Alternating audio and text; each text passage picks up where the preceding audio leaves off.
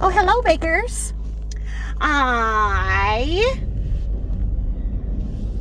am on a late night run to the airport to pick up some of my kidlets. So, if I have to hang up because there's an update or whatever, I will hang up and do a part 1 and a part 2 on this. Otherwise, I'll just babble and you guys can follow along. Okay, so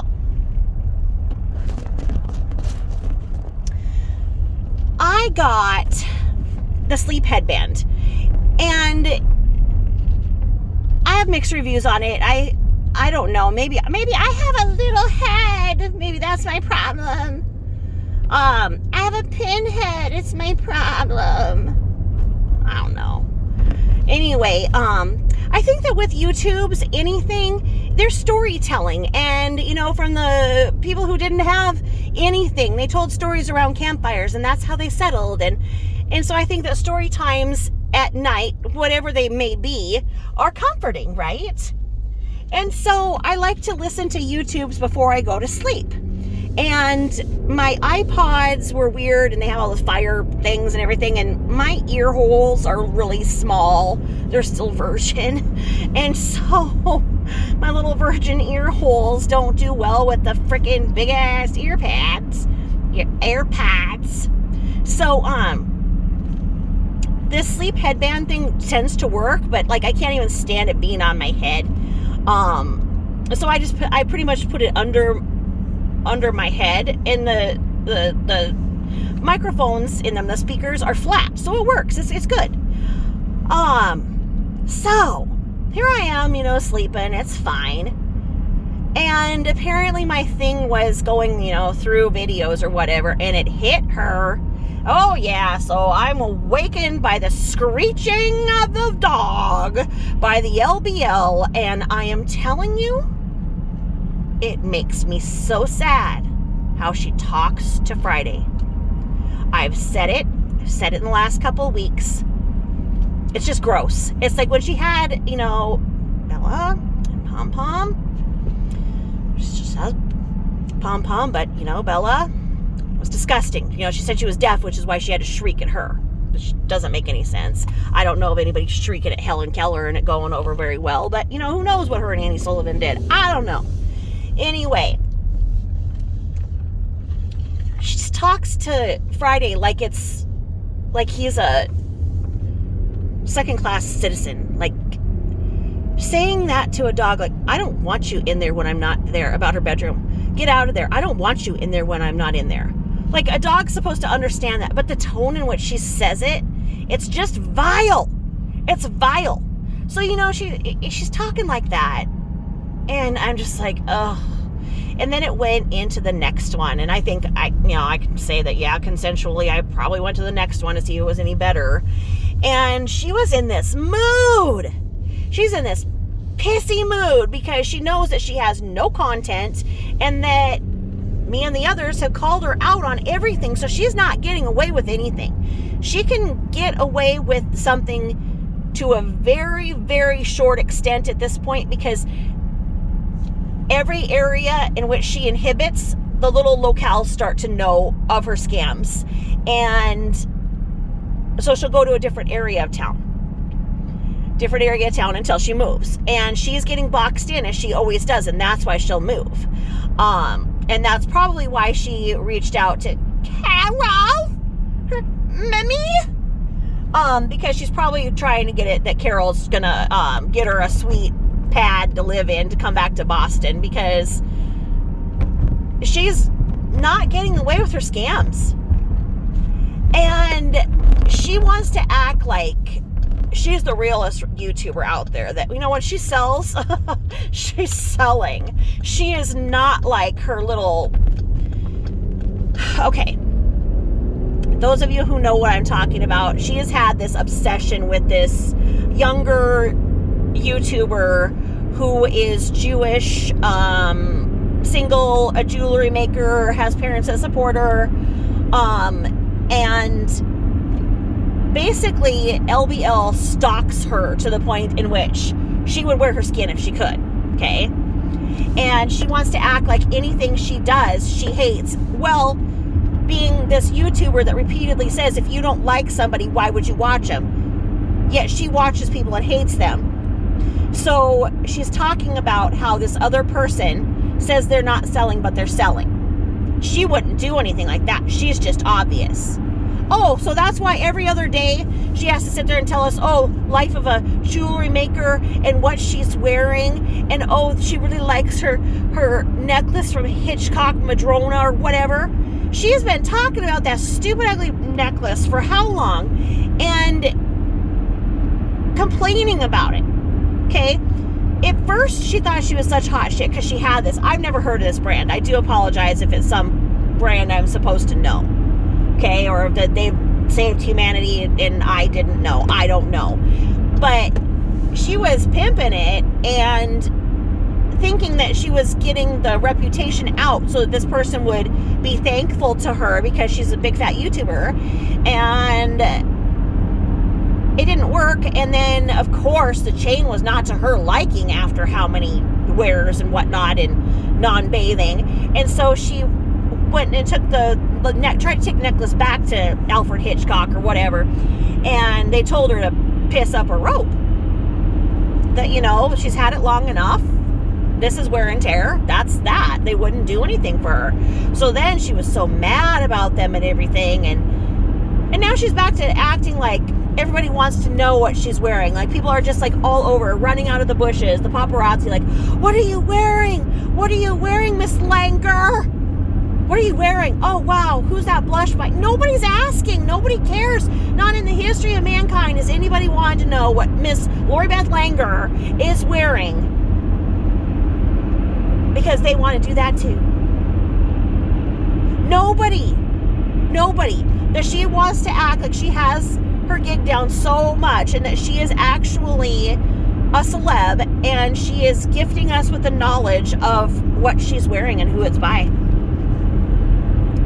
And then she wants to talk about how hard it is for her to be a jeweler and all this stuff, and that she's a small Etsy seller, and don't people understand that she's not price gouging like you know who that she's trying to insinuate price gouges.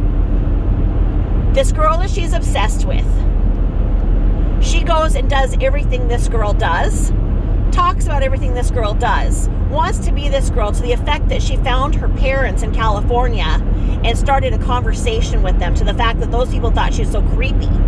Okay? Because she is a creepy man. And so now she's saying that this girl that she watches is a price gouger, and she isn't, because she goes and makes the exact same jewelry that this chick does, buys the exact same materials, and then sells them as her own creation on her Etsy and puts her price on it, which is different than the one that she's copying. But she's an artist.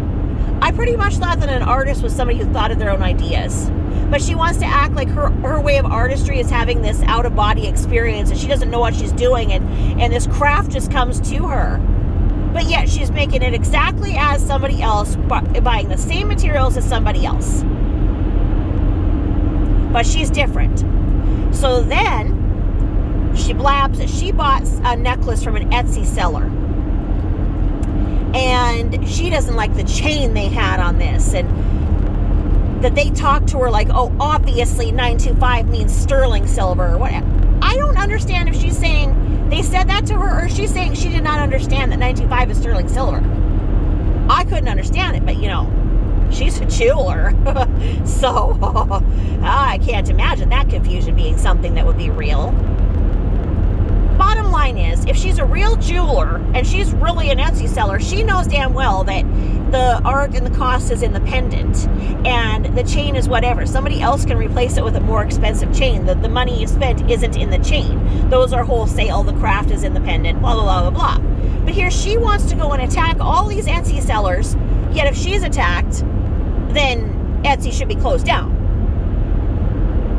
But if somebody says something's broken, and she says something is broken, and that person doesn't replace it, Alfred Hitchcock, Madrona, whatever, it's wrong. It is just such a juxtaposition to imagine what is in her head. And so she was in this crappy mood. And so she said she was just going to start free-flowing what was in her head. And it is no different than any other circus mirror of a YouTube she's ever given. Like, one thing bounces off to the other, but gives the way that it reflects into her way and twists the perception into her believing that she is beautiful, celebrity-like, and wanted. Yet nobody wants her, and she's never had a quality, true relationship that's based on two individuals loving each other with mutual reciprocity, one giving to the other in the same way that the other gives. But she wants to give a relationship advice, and she's been on how many personal ads and dates, and nothing ever becomes of them because nobody wants to be around her in person. And then she said that she hadn't even been through any drive-thrus, and that she's not certain, but she thinks she may even be losing weight. She hasn't been weighing herself, of course, but she might actually be losing weight because she hasn't went through the drive-thrus. Unless you want to count that she goes and gets a coffee or her salads, the salad a go-go, and then I am telling you, she started talking about her cooking. And the list of ingredients that she was talking about putting in a soup or a side dish,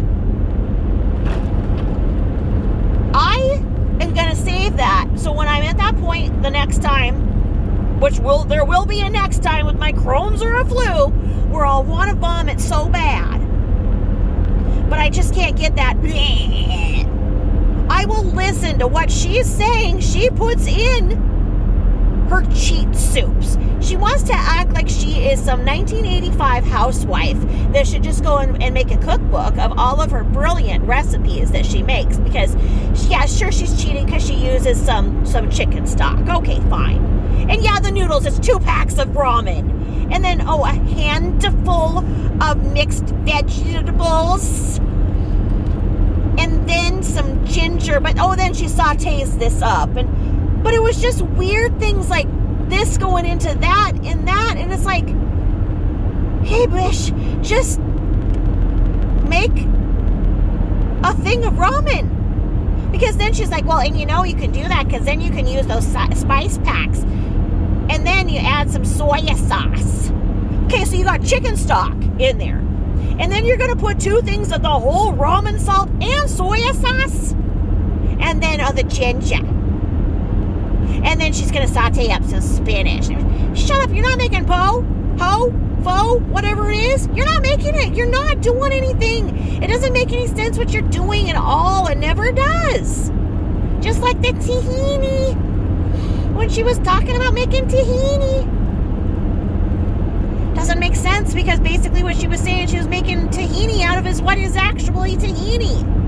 But she's acting because she adds some water and stirs it with the 1 fork she has. It's a different recipe for tahini. And then she can use her tahini on a salad with her body type and her failing weight loss surgery. Does anybody want a recipe from her? Does anybody go like, I want to eat what you eat because I want to look like you? Your skin, everything, the pores. It's just what I want to do, so tell me what you do. No, it's never happened. Never, never, never. Never in the history of man has it happened. And, some people say that the way to a man's house, sorry, COVID brain. The way to a man's heart is through your vagina. COVID. The way to a man's heart is through his stomach? I think that's what it is. So basically it's saying if you can cook, you can keep a man. Well, now look at her. Okay? But then there are some things too that if you're a really good cook, you're fat. And, it shows I'm like a mediocre fat because I'm a medium fat person. Okay? But I've been cooking lately and I am freaking phenomenal. Like, when I do cook,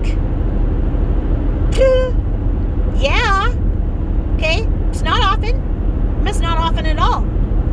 But when I do, and I don't need need things like that to keep a man because, well, okay, so let's just go through here, all right? My first marriage. I was married for 9 years, but with my partner for 13 years. Okay? I got engaged before I was divorced. But I was separated, so I wasn't doing anything scandalous that would have led to this or whatever. But it was just the formality of the divorce, because there was properties involved, that took a little longer. So I've been with hubby number 2 for 21 years, just celebrated a 20th anniversary. So I'm 49, and I have been in 2 serious relationships, one for 13 years and the other for 21 and counting. And I don't cook that good, so I can tell you what else I have good. Ooh, yeah! Ooh, girl! So what I'm saying is that she must not even do that good. I mean, sure, she acts like she can get some other person's husband on a cruise ship, but what is that? So you can watch that man treat his wife to the whole cost of the cruise and anything she wants, and have him be seen with her in the day, and you in a dirty, dark corner, and you want to brag that you sucked the dick of somebody else's husband on a cruise ship while she went up to bed. Nasty viper. I mean, and the man, of course, is nasty, but any woman who would let herself be that isn't a woman. Not at all. That's not anything you brag about. And I mean, we all know that Goonie was with her just for the citizenship, and then she abused him. And I mean, y'all know that I am a huge fan of the 90 Day Fiancé Syndicate. And I think that we see a lot of foreign men who are not bad to look at. They're just a little different and vulnerable. And I think that Goonie was very vulnerable, and he wanted to get off the cruise ship because although that sounds like a great thing, you can only do that for so long. And when the grandparents sweetened the deal that, you know, he could marry her, he probably thought, well, I'm sure she can cook, or I can teach her to cook, and how bad could it actually be in exchange for getting my green card? And then he was like, I am out. And the terrible thing she did, making everybody think that he was going to kidnap Burke and take him to Turkey and everything like that, and emasculating him and emasculating her son and everything so she could get maximum welfare and everything. She still thinks she can abuse Goonie, and Goonie isn't falling for any of this crap. She still thinks that she can use Burke as a way to do this, to make her move, help her move and move all over, do this and celebrate holidays. And no, he's not. And where are these friends that were there for her, that invited her for the holidays? Yeah. Oh, yes, girl. Okay. I don't know how to do this first. Let me see here. All right. Do you remember back in the 80s when Saturday Night Live brought us all together as a country, and we could laugh at ourselves, laugh at each other, and laugh together, and see how basic stressful situations could be seen in a way that could be made humorous, so that you could relax a little bit on the subject, and then, hey, you could even talk about it at work, and it would be okay, and it would be funny, before everybody needed to have a freaking tube of butt balm for everybody that gets their ass jabbed from anything you say. Well, there used to be this person who was ambiguous about their sexuality, and its name was Pat. Okay? So, you know, it's Pat. And Pat was like, and people would, like, figure out something to ask so they could see if Pat would be a boy or a girl, right? And they'd be like, oh, you know, well, what's your full name? And it's like, it's just Pat. You know, like, always be like this answer that's still gonna make Pat's sexuality be ambiguous. And it was the character and the way that it was played and everything, and it was just funny, okay? Now, don't come for me on the gender discussion and everything. Believe me, if you knew my life, you know I'm knee deep in this. Just don't even. Okay, let's just say with the number of kids I've got, the averages are just about right. Don't come for me on this. Just go with the flow and laugh, okay? So anyway, we got It's Pat, right? So remember that body type of Pat and how Pat would always touch itself and be like, and make that laugh and everything. And it was just, it's Pat. It's freaking hilarious. It's Pat. Okay. So, I'm going to round this back to LBL. LBL's just sitting there, and she's in this freaking cow sweatshirt. The thing is, I mean, if she goes out in public, she may get butchered in this ugly-ass sweatshirt, right? She's got her jugs just hanging out and everything, you know, and she wants everybody to think she has a friend. Hold, please, while I drink from my decadent Powerade. Hold, please. Let me moisturize my mouth. Well, that's decadent Powerade. Anywho. So she's just talking about something, and then she's like, oh, yes, my friend Taz bought me this beautiful espresso kit, and look at it. And then she sits there and she gets this weird It's Pat look on her face, like It's Pat from Saturday Night Live, and literally grabs like this. She said it was supposed to be like this espresso set, but it looked like a CD. And then she starts trying to buff it off on her jug, man. The jugs, she grabs one jug from the cow sweatshirt and starts madly moving it over the area where there should be a tit. And I'm just going, it is Pat. It is freaking Pat. It's Pat. Did you guys all see that?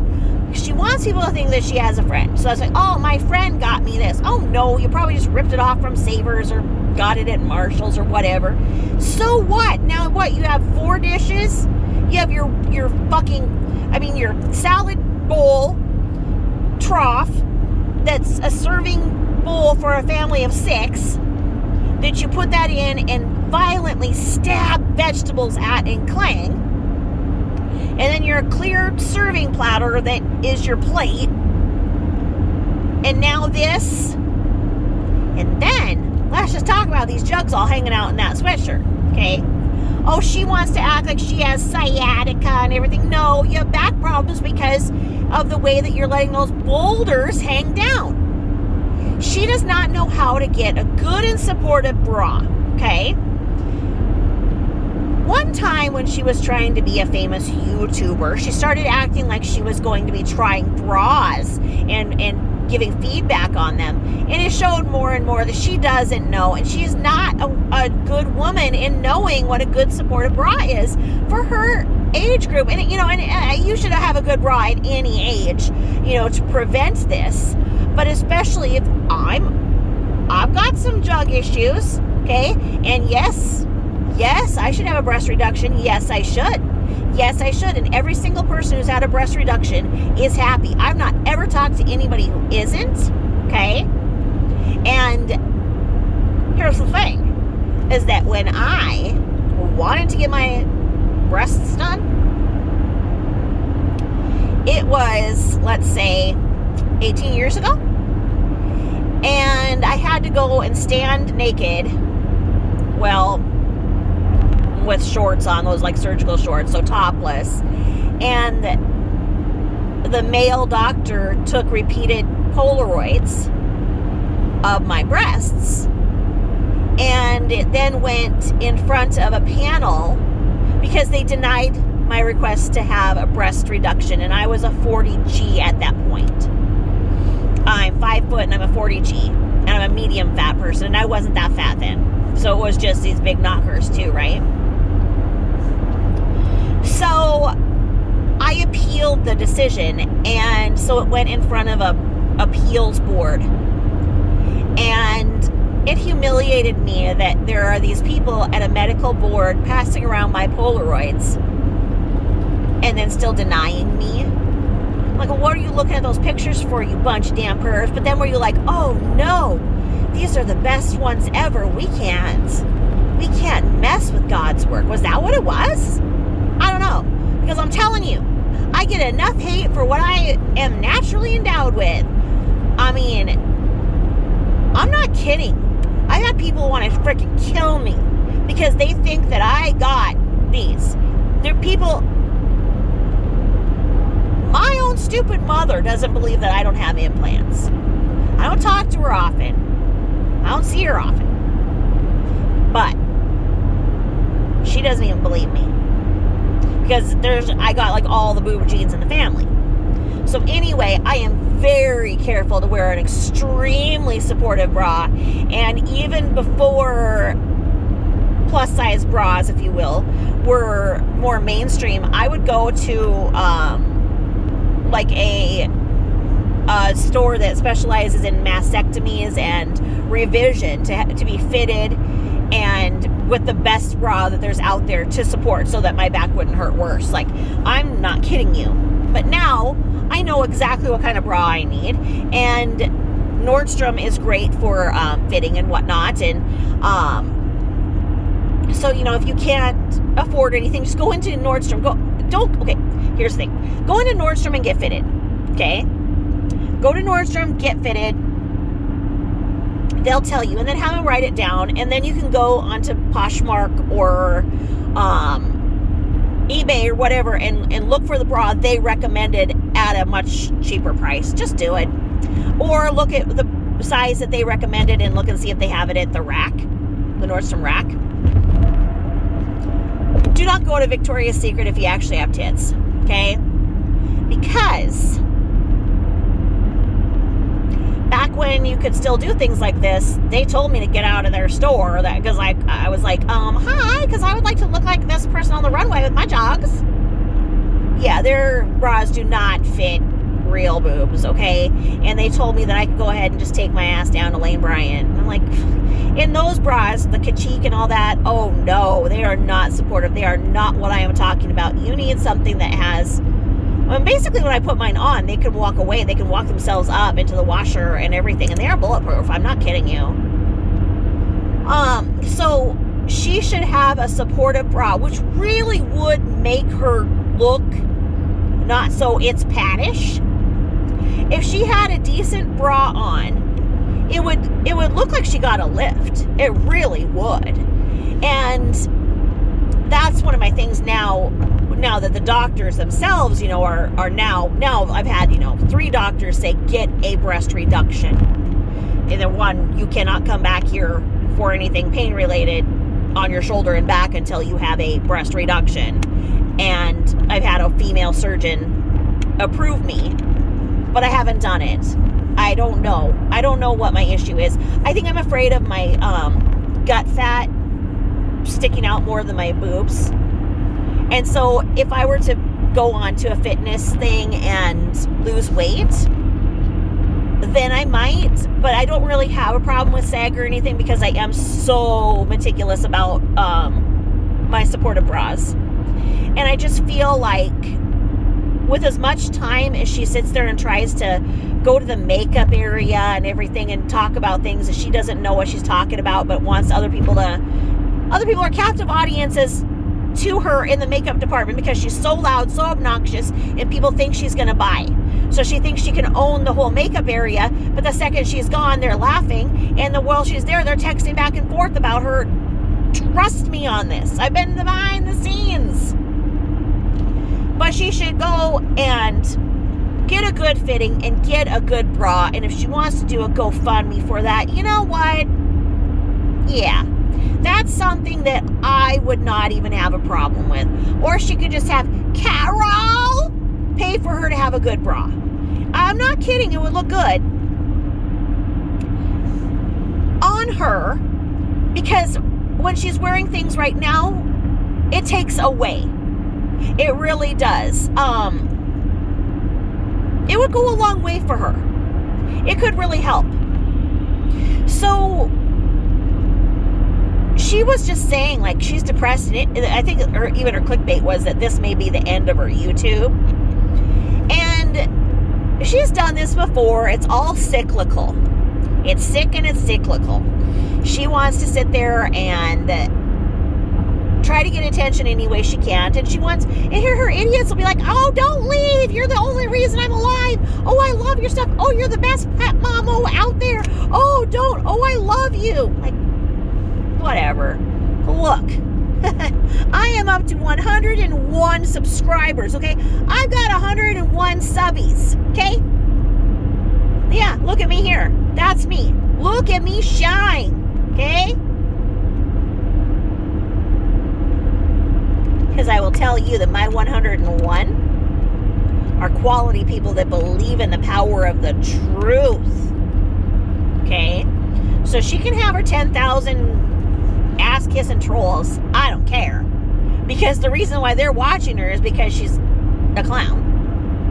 I've got 101 people who will have my back and who are working for the truth to be exposed as well. And people who were watching her and wondering, like I once did, I was like, am I the only person that's seeing this? So, and then I'm also laughing because she is pissy because she is getting treated the way that us do. Like, because she wanted to always believe that she could be treated better because of her being from Brookline, creme of the creme de la creme. Right? And her shit doesn't stink and all that. She was indulged by the way that she knew people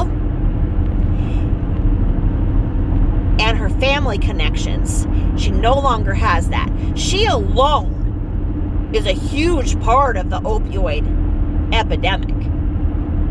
Like I say, this is what really, really fired me up, is that when I found out that she was having people, her subbies, that she got by saying that her fibromyalgia was so out of control, she was having her subbies send her their opioids. She wants to make a joke out of it, and she wants to say that, okay, well, yeah, maybe they did or whatever, or maybe they didn't. I know who did. I know many people who did. And they may still be doing it. Okay? Because she's not getting her supply, so she's lower. And her attitude, you can tell she's not doing as much.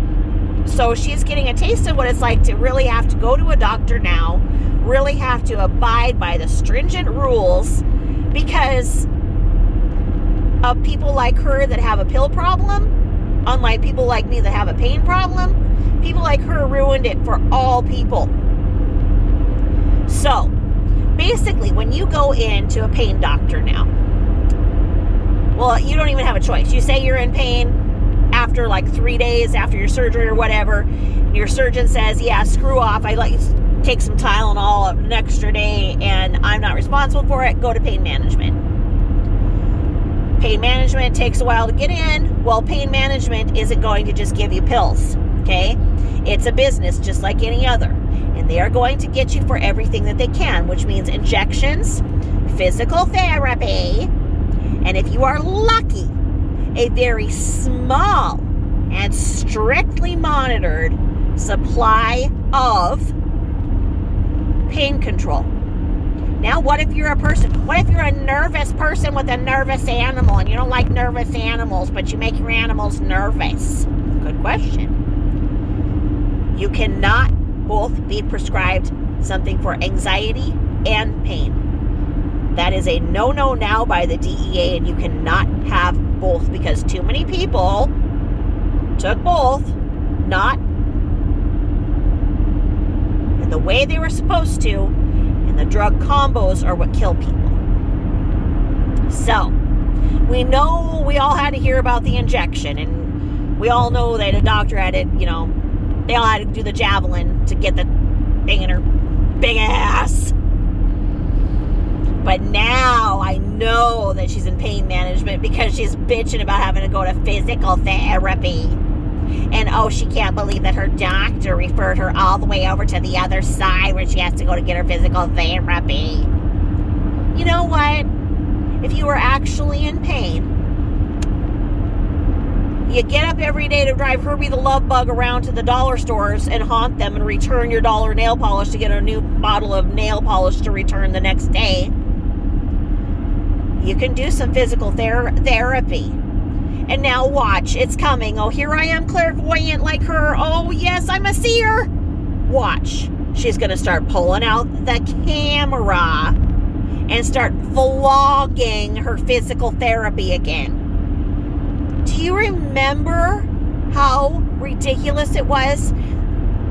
Her 500-pound whiny toddler ass recording the physical therapist trying to move her big, chunky legs full of potatoes. And she doesn't want it when they don't put the cream on. She wants cream on her legs too. If they won't let her put the cream on, she'll put her own cream on. I don't know if she was putting on some lidocaine cream or whatever, but they were basically saying they didn't want her to do that, so then she went and did it anyway, because that's what she's going to do. So, the last time that she got referred to physical therapy, remember, in Lori's world, it's circus mirrors, like I said. Reflects back, reflects her perceptive, and everything is mixed up. She's once again getting a captive audience that is going to coddle her into getting her to move. Movement is medicine, according to physical therapists. A physical therapist's way to write a prescription is to move. Movement is medicine, okay? So they're going to be, oh, yay! Lori, yay! Yay! Okay, the slightest little effort that she does. She'll wiggle her fucking toe, and it's going to be like, yay, Lori Beth! So then, she's going to think that all these new people are her friends, and then essentially, she can do what they do, so she wants to work with them. She's actually a physical therapist, just ask her. Okay? Because the last time this happened, she started going and applying for a job there and applying for a job there and telling them that, you know what? No one else will give me a job, but you guys will, because you guys say I can work. And so how about if I just work here, but you don't have to pay me? Okay? And they were like, no.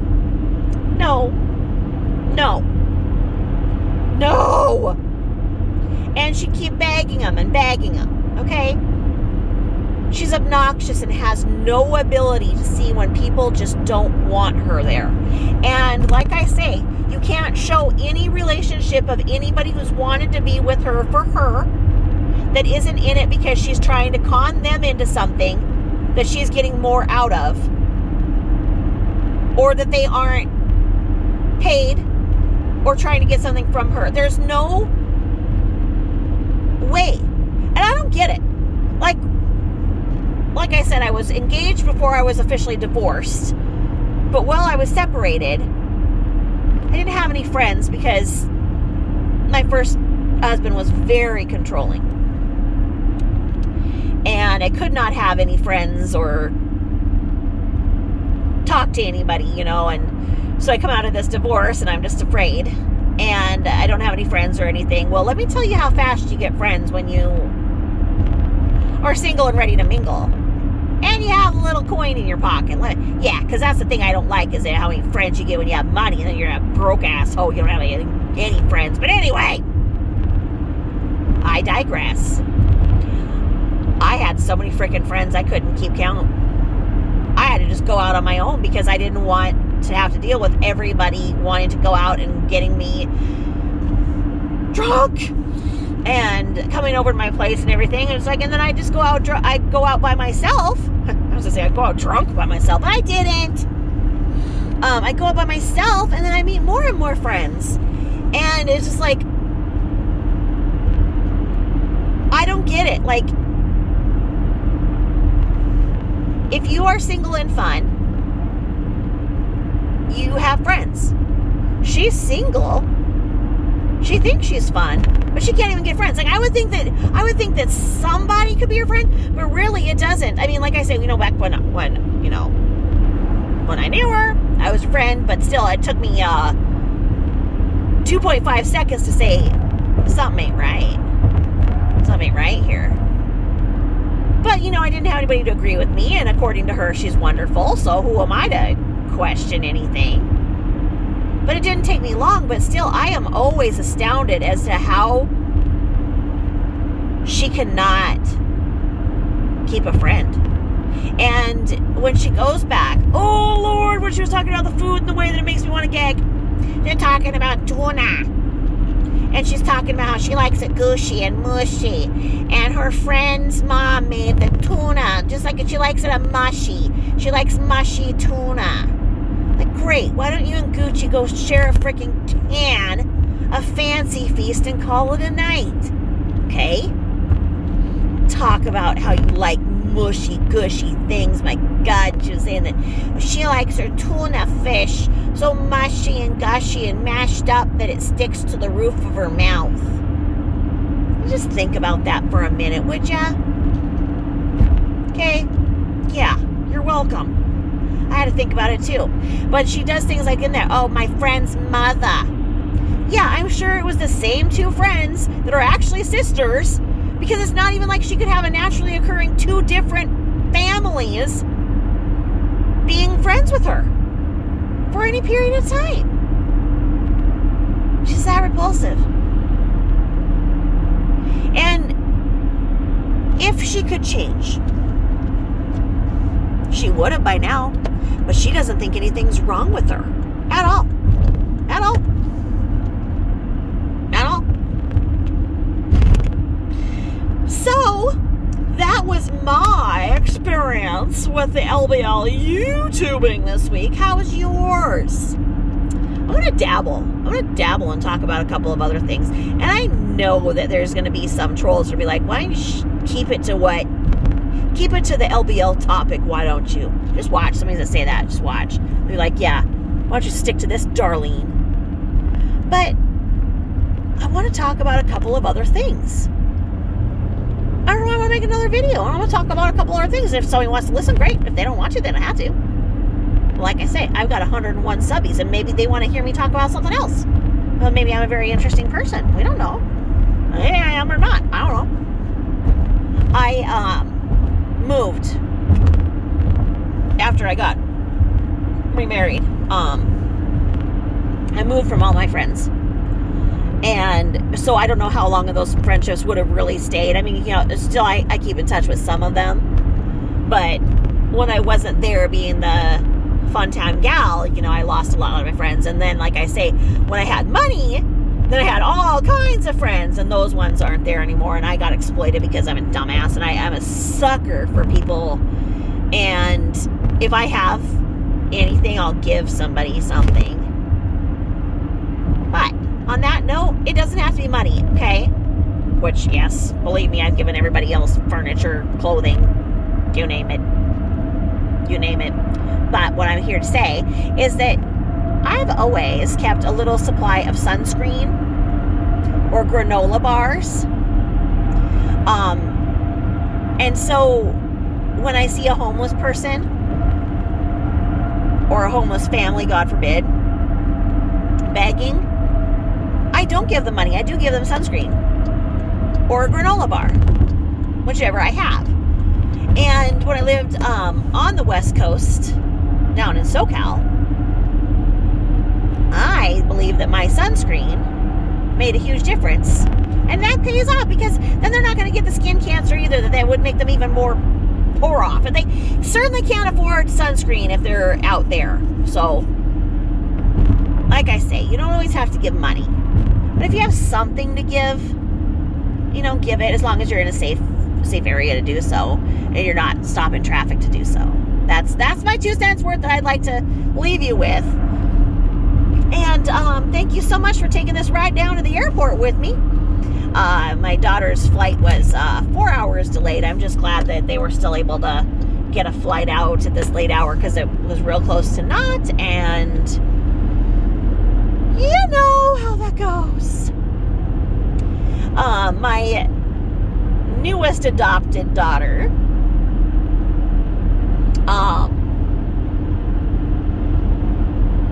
turned 17. yesterday. And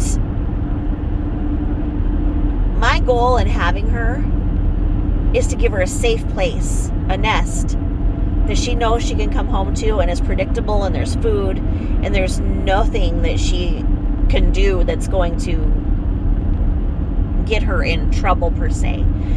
I just want her to heal her soul. I don't have her doing any chores. I don't do anything, I do her laundry, as y'all know. I have to do everybody's laundry. But last night, I went down and got a little midnight snack, and I could hear her laughter coming up through the vents. And I mean, this is a girl, she doesn't laugh in front of me yet. She was never even, really smile when I first met her a year and a half ago. And it's a little half giggle. Well, to hear her laughing to the point where I'm pretty sure she peed her pants last night, laughing so hard through the vents and whatever she was laughing about on her 17th birthday, I just had to just thank God, because you can't put a price on happiness. You can't pay somebody to make you laugh. But laughter is the greatest gift, and if I can give somebody the gift of laughter, I believe that I'm leaving them better than when I found them, and that's always my goal.